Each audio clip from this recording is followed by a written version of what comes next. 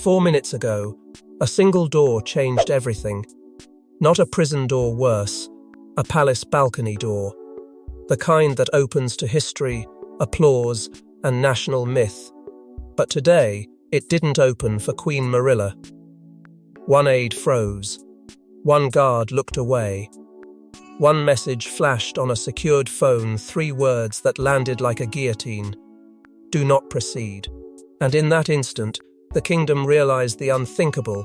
The Queen had been erased in real time. Before we go deeper into what this really means for the royal family, make sure to subscribe so you don't miss a single update. It begins with betrayals so small they can hide inside courtesy, a pause held a fraction too long, a hand that doesn't reach for the next cue, a corridor that suddenly becomes unavailable. The palace calls itself tradition. But tradition is a machine with switches, and someone flipped one. You hear it in clipped radio chatter and the careful gaps between words, the way every servant suddenly remembers exactly where they must be, except where Marilla must be. The ceremony of Colluers is the kingdom's annual promise that the house still holds. The balcony is the seal on that promise. Appear there, and you are real. Miss it, and legitimacy begins to drain. Marilla understood that with a fear she never admitted.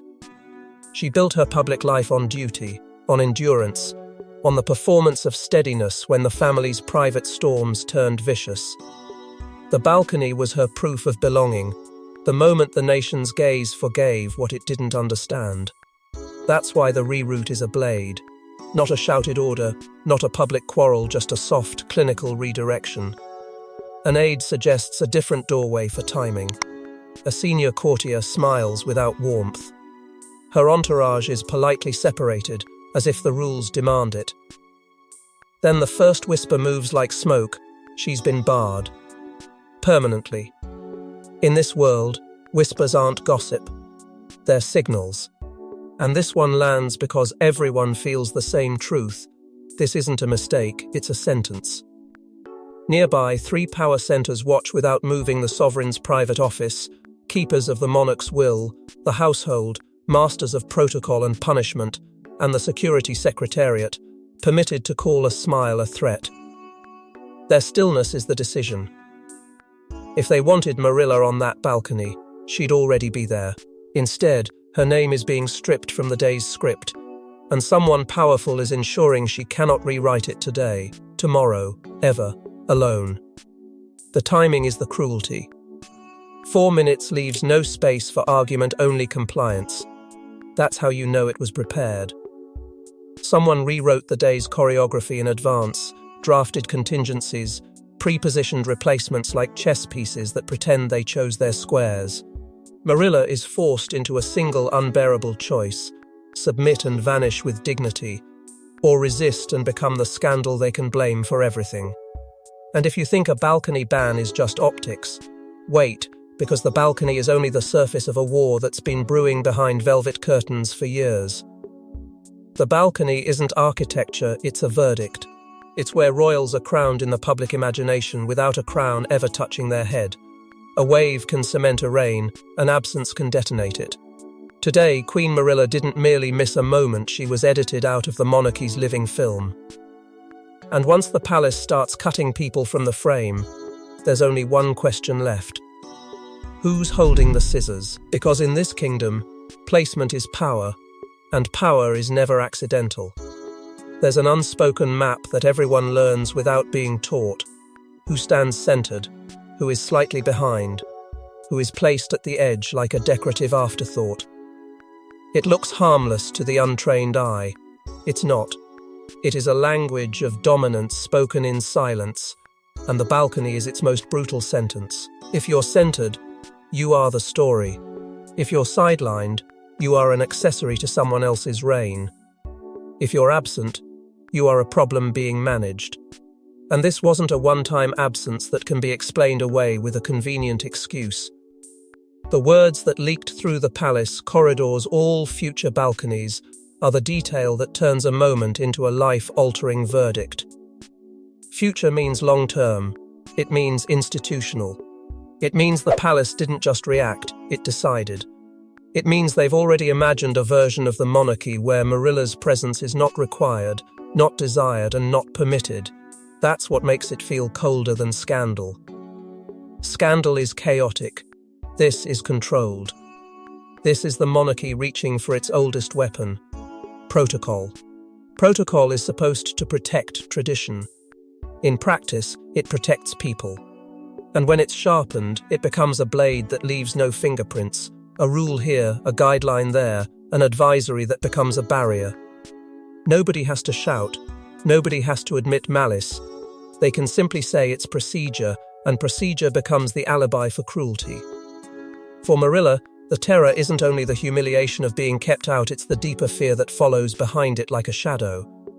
If she is unseen long enough, she becomes unreal to the public, not hated, not loved, just forgotten. And in royal life, being forgotten is a slow execution. So the central mystery tightens around one brutal question: what forced the palace to take such a drastic, humiliating step minutes before the appearance? Because monarchies tolerate discomfort. They endure whispers. They survive awkwardness. They do not, under normal circumstances, erase a queen in real time, unless something has crossed a line the institution refuses to name out loud. And that's where the theories start to split, each one darker than the last. One side believes this is a moral breach, something personal, something shameful, something that would ignite public outrage if ever spoken plainly. The other side believes it's political necessity, an act of preservation, a sacrifice made to stabilize the future of the crown. But the truth hovering beneath both explanations is more unsettling. Sometimes morality and politics are just costumes, and the real motive is control. Marilla didn't marry into the monarchy, she collided with it. To some, she was the steady hand, the survivor, the woman who understood the crown. To others, she was the outsider who learned the palace's language too quickly. And buried in the early years beneath public smiles and polished headlines was a warning nobody wanted to hear: she won't be tolerated on the balcony. Not because of who she was, but because of what she knew. She arrived carrying contradictions the palace couldn't digest. Resilient, yes, but not soft. Charming, yes, but watchful.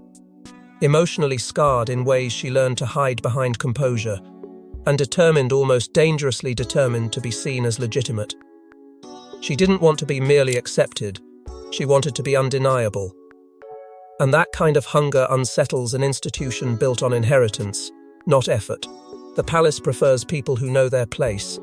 Marilla's problem was that she learned the rules and still refused to feel small inside them. From the beginning, resistance didn't always look like open hostility. It was colder than that, quiet exclusions wrapped in politeness. Invitations that arrived late, appearances that were revised, conversations that stopped the moment she entered. The courtiers were experts in a cruelty that never raised its voice. They had 1,000 ways to say you don't belong here without ever speaking the words. And when she tried to push through it smiling, showing up, holding her posture steady, another barrier appeared, as if the palace itself could sense her momentum and move to slow it down. That was the first micro-ban. Subtle, deniable, deadly. A downgrade in seating, a less prominent role, a schedule that placed her out of view at the most symbol-heavy moments. And then the little cuts became sharper, carefully cropped photos, selective press releases, strategic omissions that seemed like coincidence until the pattern became impossible to ignore. Marilla could feel it happening the way the monarchy decides who is essential and who is expendable. It was never announced. It was simply enforced. Somewhere in those early years, a mentor figure emerged, someone seasoned enough to understand that the palace isn't a family, it's a system. This mentor didn't threaten Marilla. They warned her, quietly, almost tenderly. Visibility is granted, not earned. And that sentence should have sounded absurd in a world obsessed with duty, but it was the most honest thing anyone ever told her. Because Marilla believed she could prove her worth through service, through steadiness, through sacrifice. The palace believed worth was a matter of design, not merit. That's the collision. That's the war. Inside Marilla, two forces began to fight. One was pride, the belief that if she kept showing up, the institution would eventually have to accept her place. The other was dread, the creeping understanding that the palace doesn't accept what it can't control. The more she tried to secure her legitimacy, the more the palace treated her like a variable that needed to be contained. And then came the thing that turned dread into certainty. The whisper of a file. Not a tabloid rumor, not a public scandal. A private record compiled over years, incidents, conversations, risk notes, impressions written as if her personality itself were a threat. In the monarchy's hidden language, everyone is an asset or a liability, and Marilla, for reasons nobody would say directly, was being documented. Watched. Categorized. The implication is sickening. This wasn't merely personal dislike. It was institutional preparation. Someone wasn't just offended by her. Someone was building a case. That's where the idea of a balcony clause enters the internal concept that certain figures must never be too central, never too adored, never too powerful in the public's gaze. The balcony, after all, is where symbols become permanent. If Marilla stood too close to the core, the public might start imagining her as something more than a consort, more than a supporting role. And once the public imagines a royal identity, it becomes hard to erase. Hard, unless you erase it first. But tension alone doesn't trigger an emergency ban 4 minutes before showtime. Something snapped, and the palace moved like a single organism. There are royal decisions the public hears about. Then there are royal decisions the public is never meant to imagine. Inside the palace, there's a whisper for it.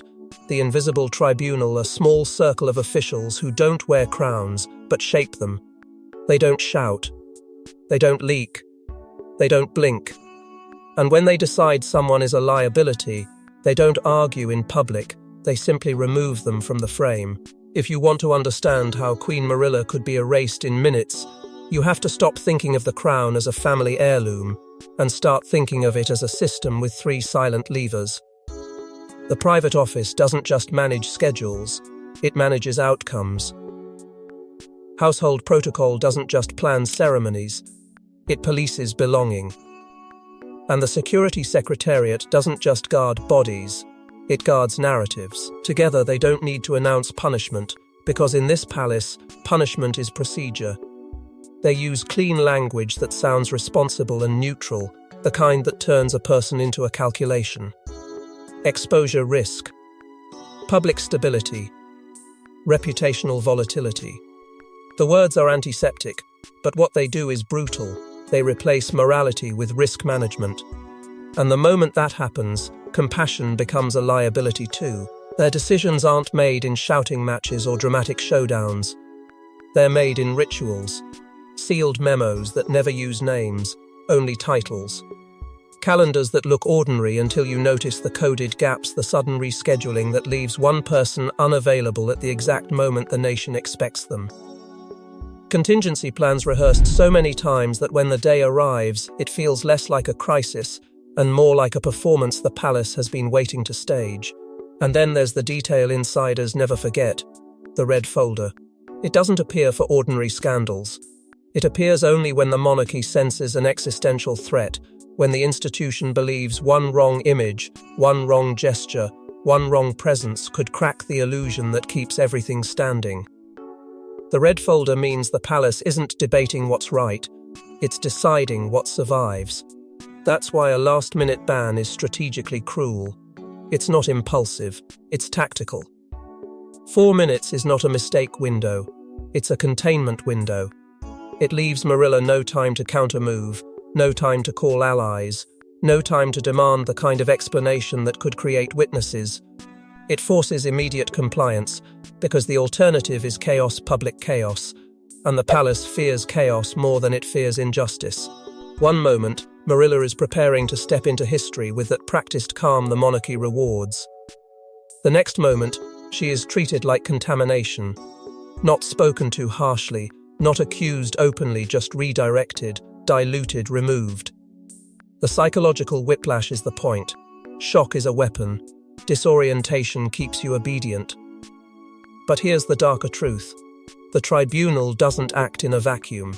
This isn't a machine that runs on routine alone. It needs a trigger, a justification strong enough to flip every lever at once. And according to the whispers threading through the palace, tight, urgent, terrified whispers, something arrived within the last hour that gave them exactly what they needed. A message, a warning, a report, something stamped with time, sharp enough to turn indecision into a verdict. And once you accept that, the question stops being why did they do it, and becomes who made them do it. In monarchies, family isn't private, it's policy dressed as bloodline, and when the heir's household turns cold, the entire kingdom feels the temperature drop. Today, sources inside the palace say the fracture wasn't subtle. It was surgical. A conversation ended. A decision began. And suddenly, Marilla's place on the balcony wasn't under review. It was revoked. Because the monarchy can forgive many things except a threat to succession. This is where the story turns from bureaucracy to betrayal, because the most fragile part of the palace is also the most protected, the family. Inside the royal household, there is always a war that never gets named out loud. Household wars. Competing aides who speak in polite smiles, but draft rival futures in private.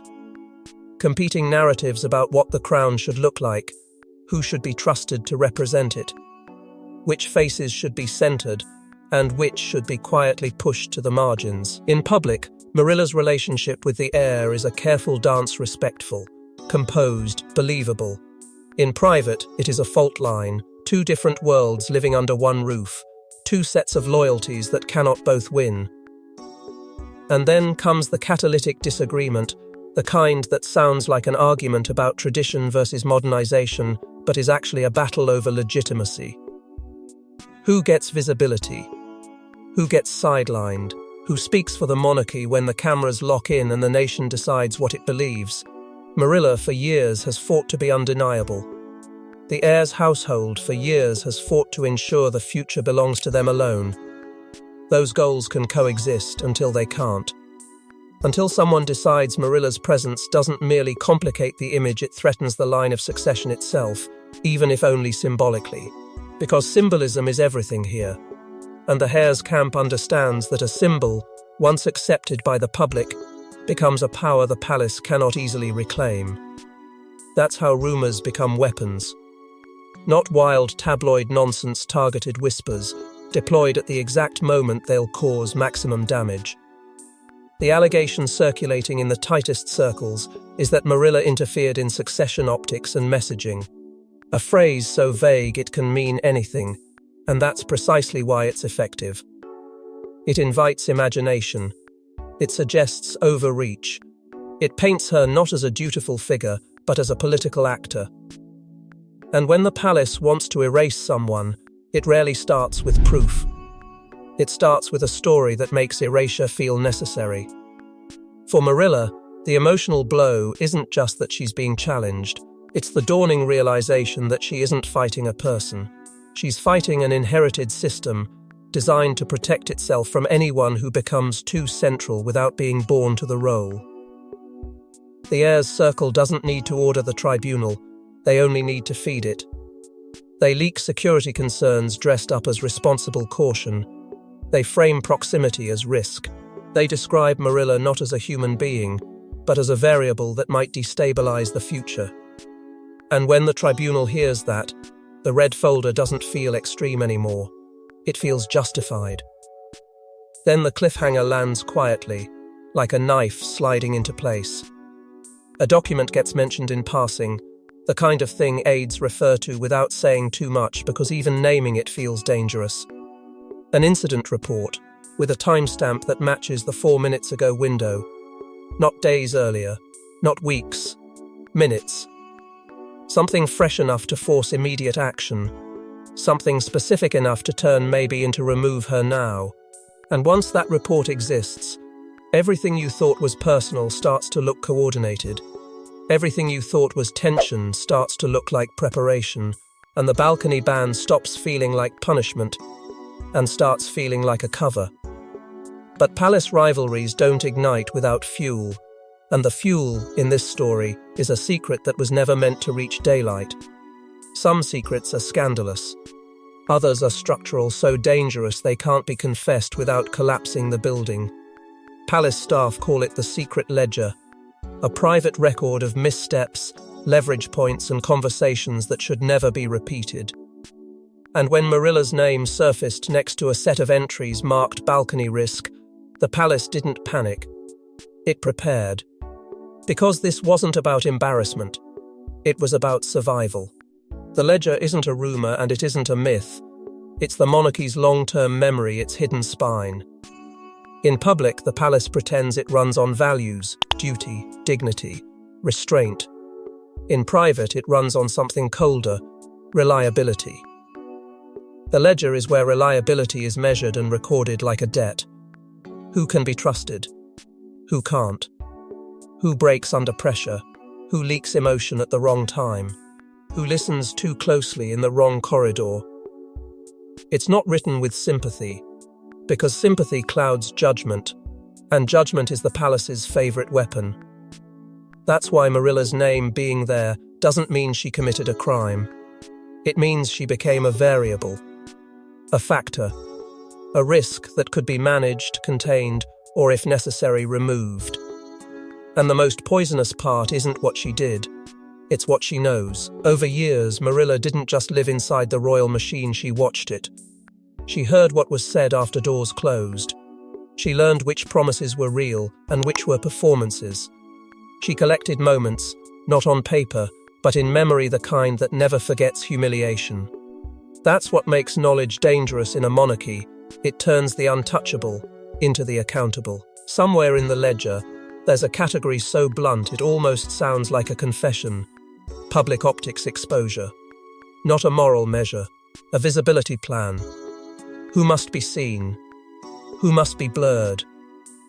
Who can stand near the center without changing the public's emotional allegiance? And who absolutely cannot? That's where balcony risk becomes more than an ominous stamp. It becomes a fear. Because the balcony isn't just waving and smiling, it's signaling. A step forward, a pause, a placement next to the wrong person, even a glance held too long, tiny gestures that, in a palace ecosystem, can detonate meaning. The invisible tribunal doesn't merely fear scandal, it fears symbolism it cannot control. And the ledger suggests they believed Marilla might do something from that balcony that couldn't be unseen.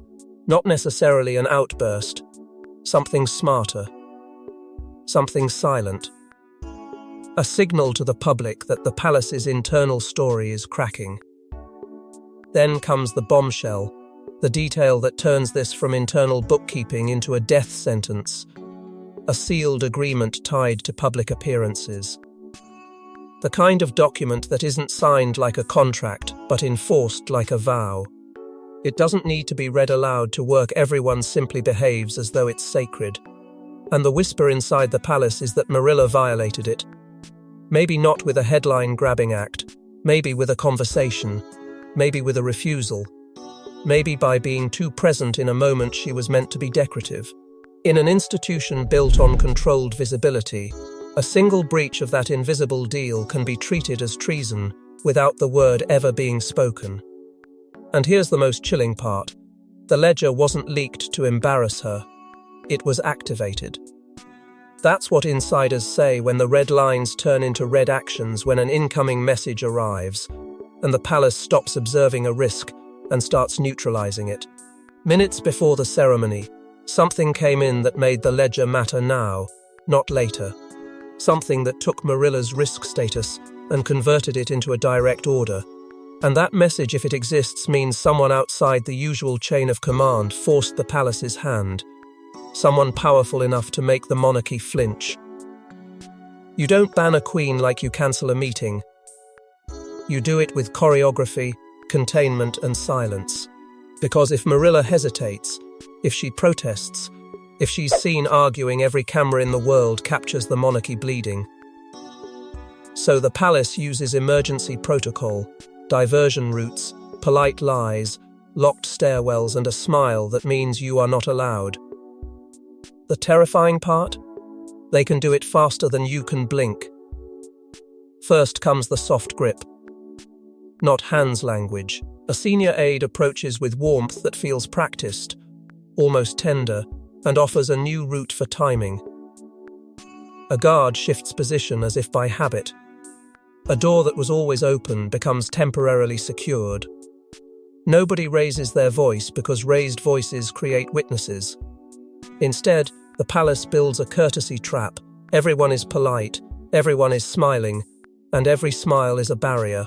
Marilla is guided, not forced, and that's exactly why it works, because resisting politeness makes you look unstable. It makes you look guilty. And guilt is the easiest story to sell. Then comes the communications blackout. Phones don't vanish, they simply become useless. Calls don't connect, messages don't arrive.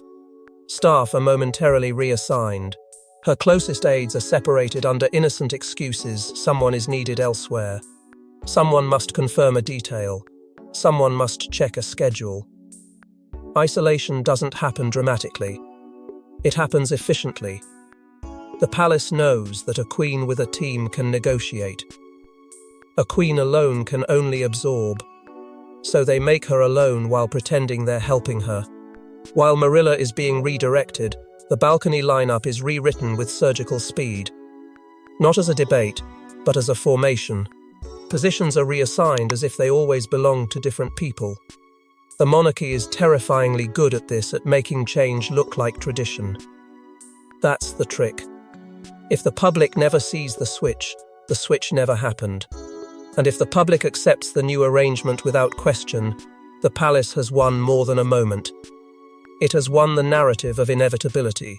And Marilla feels it in her body before she can name it in her mind, the moment when she realizes the institution has stopped treating her like a person and started treating her like a hazard.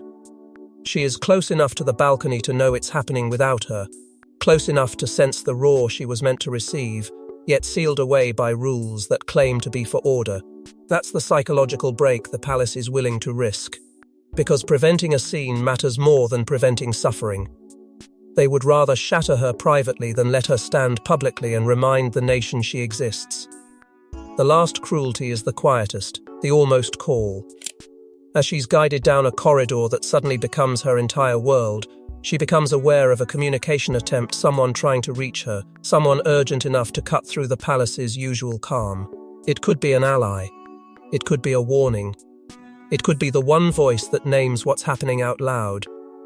And for a split second, the possibility flares. If she answers, the script changes. If she speaks, the palace loses control. But the palace has planned for that too, because this is what emergency protocol is designed to do: make sure the call never truly reaches her, or reaches her too late, or reaches her in a form that can be denied. Because once you strip someone of visibility, the next move is to strip them of narrative, and the palace's narrative machine is ruthless. After the balcony, the real battle begins. The story. If the public believes Marilla chose not to appear, she becomes forgettable. If the public senses she was removed, she becomes dangerous. And the palace knows the difference. In the hours after the ban, allies will hint, enemies will smirk, and anonymous briefings will bloom like poison. The question isn't whether the palace will explain, it's what lie they'll pick and who it protects. The palace has 3 narrative lanes ready like pre-written exits from a burning room, and whichever one they choose will be delivered with the same calm confidence that makes people doubt their own instincts. Lane 1 is health, a soft fog of concern that paints absence as vulnerability, turning suspicion into sympathy while revealing nothing. Lane 2 is personal choice, a colder story, the kind that suggests Marilla stepped back for the good of the moment, implying maturity while quietly erasing her power. Lane 3 is security, the most dangerous lane of all, because it doesn't need proof, only fear. Security language makes questions feel disloyal. It makes the palace look responsible, while turning Marilla into a potential hazard without ever saying her name. And the delivery mechanism is always the same, sources close to the palace. That phrase is not information, it's a weapon. It doesn't tell you who's speaking, but it tells you the institution has chosen a version of reality. Those sources don't shout accusations, they plant feelings. They seed interpretations like invisible ink. She's tired. She's emotional. She understands the importance of unity. She didn't want to distract. Each line is small, plausible, deniable. And together they form a story that makes the public do the palace's work for it. Minimizing the ban, normalizing the absence, training the audience to accept the new frame, because the public will split instantly, and the palace counts on that fracture. One half will feel sympathy Marilla as a wounded figure, punished by circumstances, deserving of quiet compassion. The other half will feel suspicion Marilla as a disruptive force, removed for a reason that must be serious. And once the kingdom turns her into a Rorschach test, the monarchy can float above the mess like it always does, letting the people argue while the institution stays dignified. That's the trick. When the public is busy debating her character, nobody is interrogating the palace's power. Meanwhile, the winners step forward without appearing to move.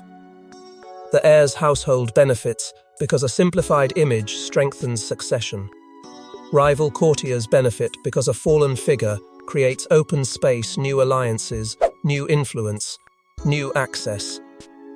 The institution benefits most of all because it proves it can correct a problem instantly.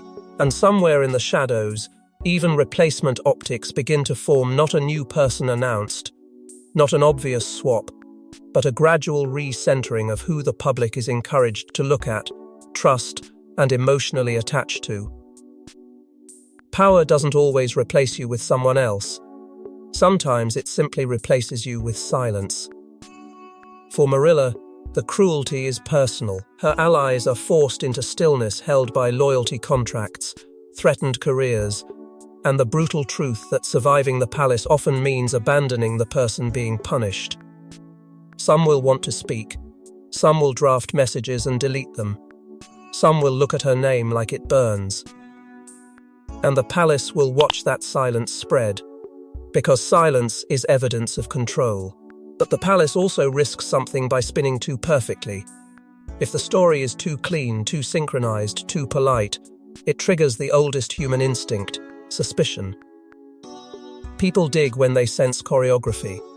They dig when the explanation feels prepackaged. And then the detail starts to leak, the phrase that doesn't fit any health excuse, any personal choice narrative, any quick security deflection, all future balconies. That's when the air changes. Because future isn't damage control, it's architecture. It implies permanence. It suggests the monarchy isn't patching over a moment, it's restructuring the entire picture, quietly preparing the public for a world where Marilla isn't part of the central cast at all. And that is the most chilling possibility, not that Marilla was punished, but that the monarchy is preparing to move on without her. A balcony ban isn't just exclusion, it's a prophecy. It says, you may keep the title, but you will not keep the spotlight. And in royal life, darkness is where people vanish. Tonight, Marilla is still inside the palace, but she's already outside the story. The final shock isn't that she was barred. It's what the ban makes possible next: a reshaped monarchy, a rewritten family, and a queen who must decide whether silence is survival or surrender. Because this is how modern crowns remove people without ever admitting removal. It's a strategic soft departure, maintain stability, keep the surface calm, and quietly diminish the role until the public forgets it ever mattered. No dramatic abdication. No explosive announcement, just fewer appearances, fewer mentions, fewer moments where her presence can anchor sympathy. The crown must look uninterrupted, even if the people inside it break, and the institution will sacrifice a person to preserve an illusion without hesitation.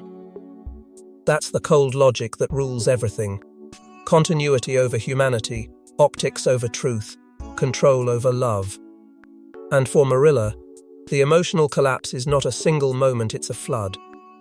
Humiliation that stings because it's public but never explained. Rage that has nowhere to go because the palace punishes anger as instability.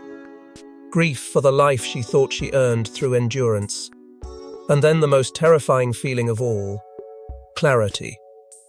The understanding that betrayal didn't come from one enemy, it came from a system that smiles while it tightens its grip. The irreversible element is what makes it fatal. If Marilla returns to the balcony, the palace admits wrongdoing. It admits there was a ban, a conflict, a fracture. So they double down. They insist nothing happened. They tighten protocol. They let time do the erasing.